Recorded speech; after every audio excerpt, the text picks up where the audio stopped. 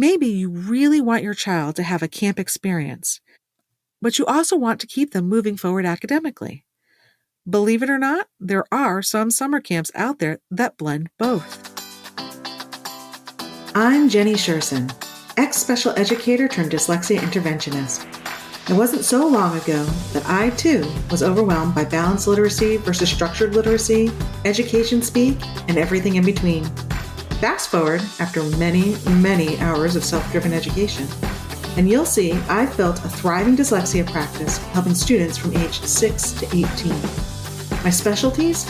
Working with the quote-unquote difficult, almost always 2E, student, and breaking down the complexities of dyslexia into everyday language strategies and action steps. Can you do me a huge favor? Would you mind sending this episode or just sharing my podcast with 3 of your friends?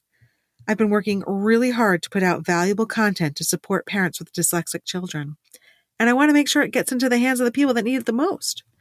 So grab the link to this episode or podcast, text it to 3 friends, or just click the share button where you're listening and send it that way.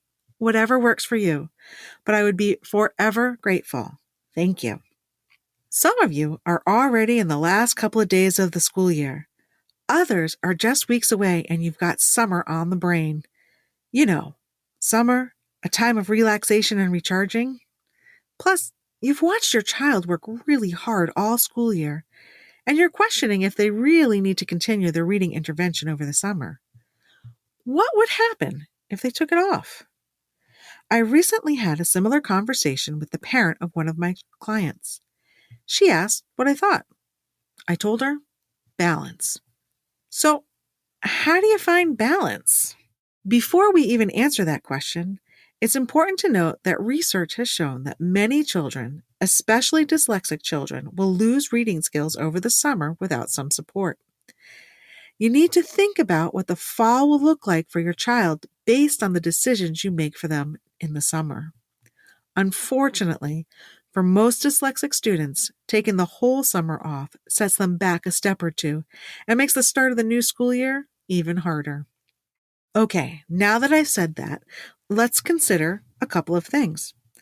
When you think about this summer, what are your main priorities and goals?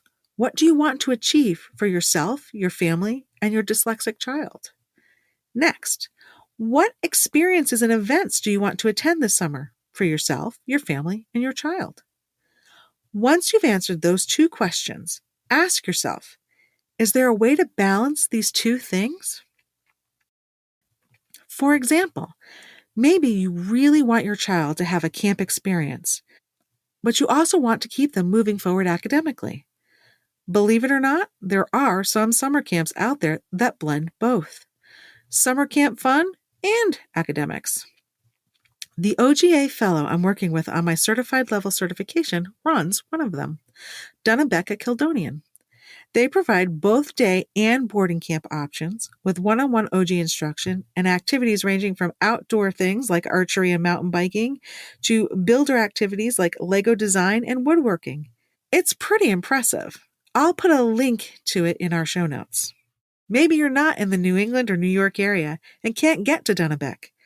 Google Dyslexia summer camps near me or in your state. You might be surprised by what you find.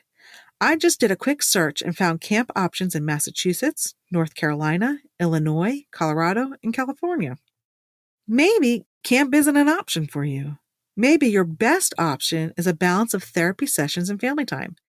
That may look like meeting with your dyslexia therapist 3 times a week instead of 5, and taking a week or 2 off for a family vacation.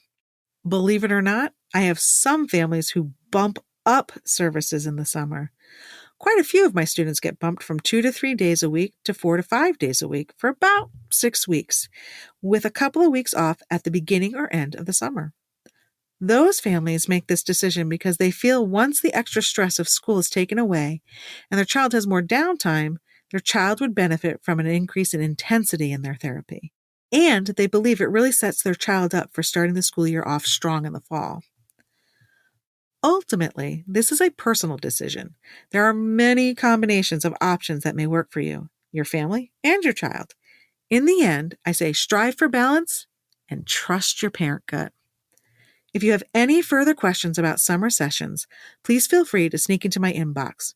We'd also love your input. What would you like to hear from us in the future? Is there a topic we haven't covered yet you really want to learn more about? Or do you have a pressing need and you're not really sure how to handle it or move forward? Send us a DM on Instagram or drop us an email at Jenny@literacyuntangled. That's JENNIE @literacyuntangled.com. We can't wait to hear from you. Until next time, bye-bye. I hope you enjoyed this episode of Literacy Untangled. If you loved this episode as much as I did, head on over and rate and subscribe so you never miss an episode. If you want to continue the conversation or share your takeaways, head on over to our Instagram @LiteracyUntangled and comment on your favorite part. I can't wait to hang out with you again soon. Bye!